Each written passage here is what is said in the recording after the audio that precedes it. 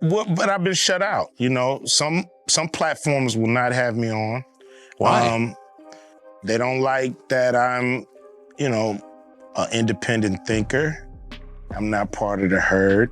I'm not part of the go along to get along gang. Yo, Ellen, we go so far back. You don't tell these people how far back we go. I know, but I wear t-shirts. I don't know what that means. Anyway, all right, let's... So, I have been posting my thoughts and my stance on this, but I haven't spoken directly because I don't know what to say. Ellen Degeneres defending Diddy was the moment a lot of people stopped scrolling and started paying attention. Not because it was unexpected, but because of the timing. While Diddy's name continues to dominate headlines, seeing someone with Ellen's platform speak up in his favor immediately raised eyebrows across social media. For many viewers, it was not just about support. It was about what that support symbolized. Old alliances, old jokes, old industry relationships suddenly resurfacing at the exact moment the public narrative around Diddy is collapsing. Tell me about your birthday party. Am I invited? Yes.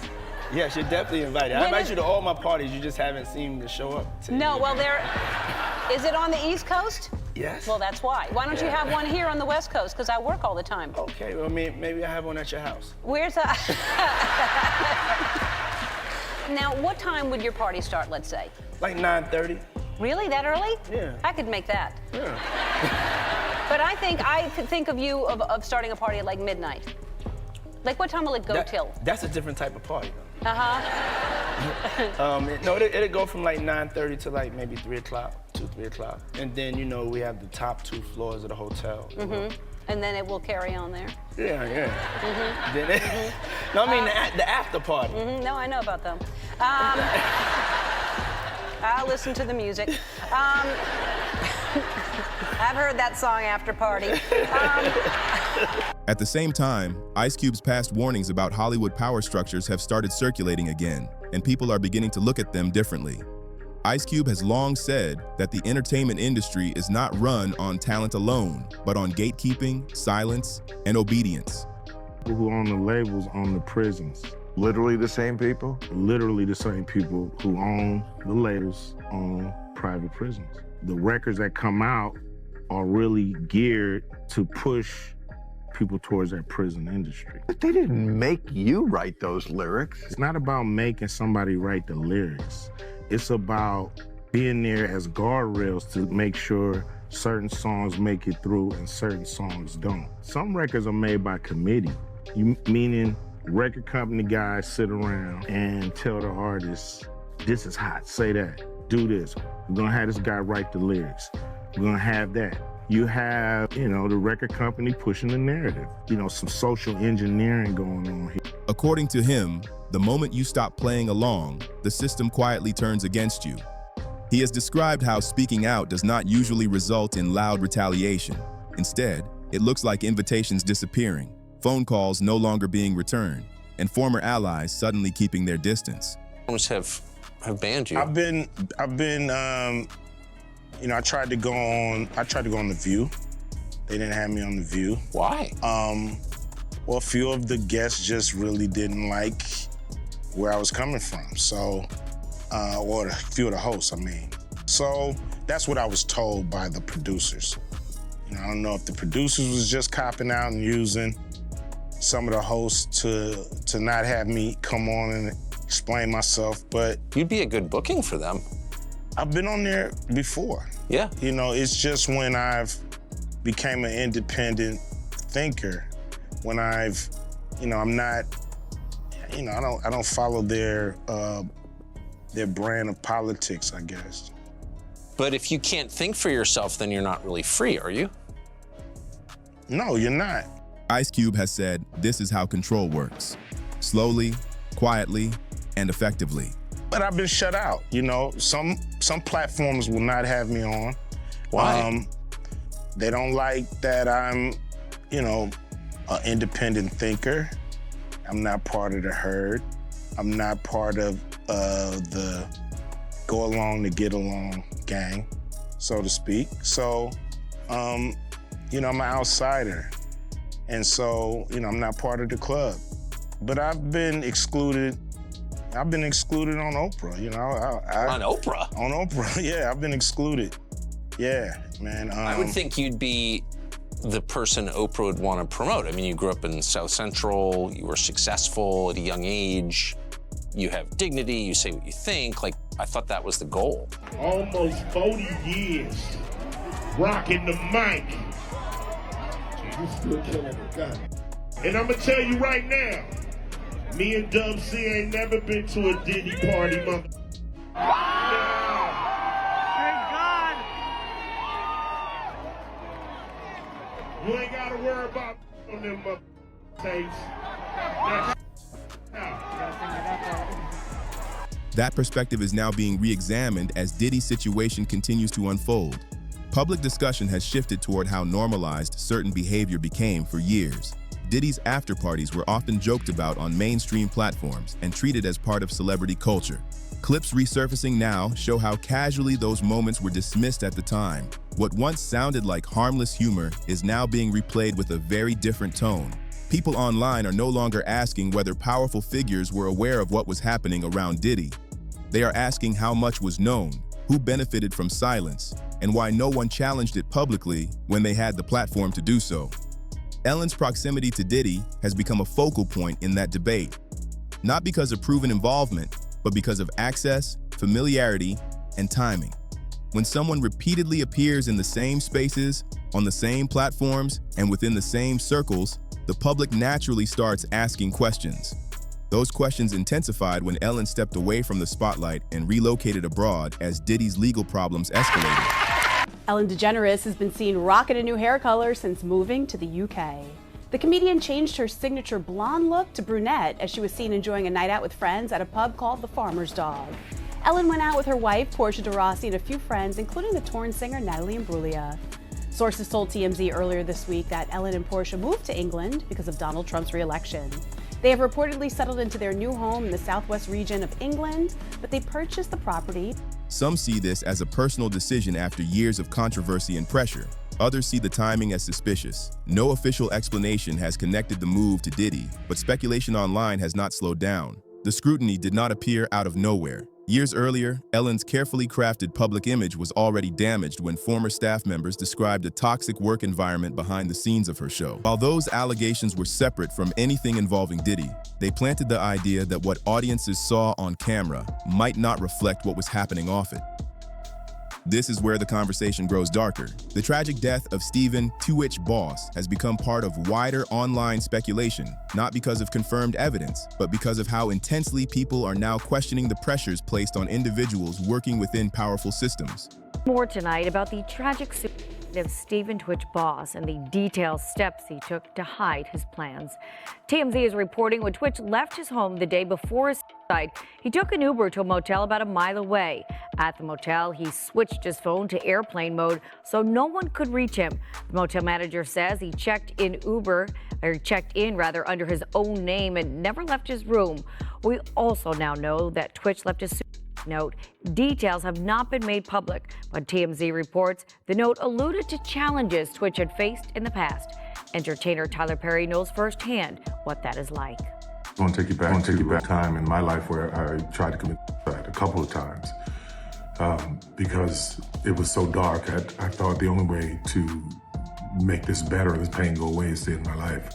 Had any of those attempts happened, I would have missed the best part of my life. Hey, everybody.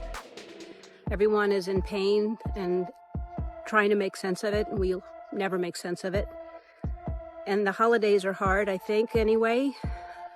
But to honor Twitch, I think the best thing that we can do is to laugh and hug each other and play games and dance.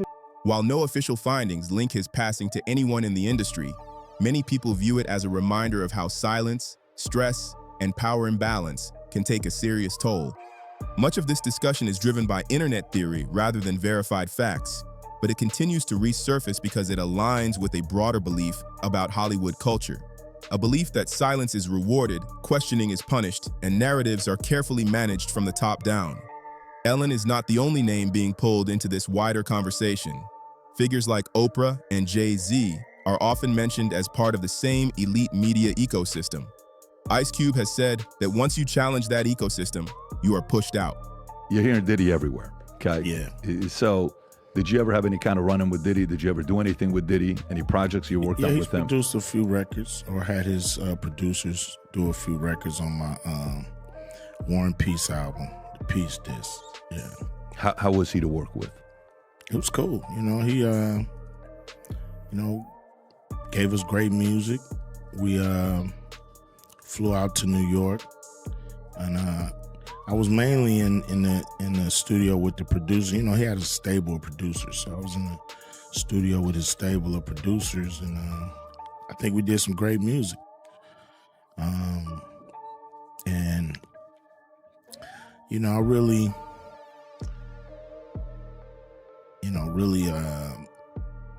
kind of lost contact with him and really stopped dealing with Puffy around 94. Yeah. Any specific reason? Yeah, I mean, they was doing their thing, I was doing mine.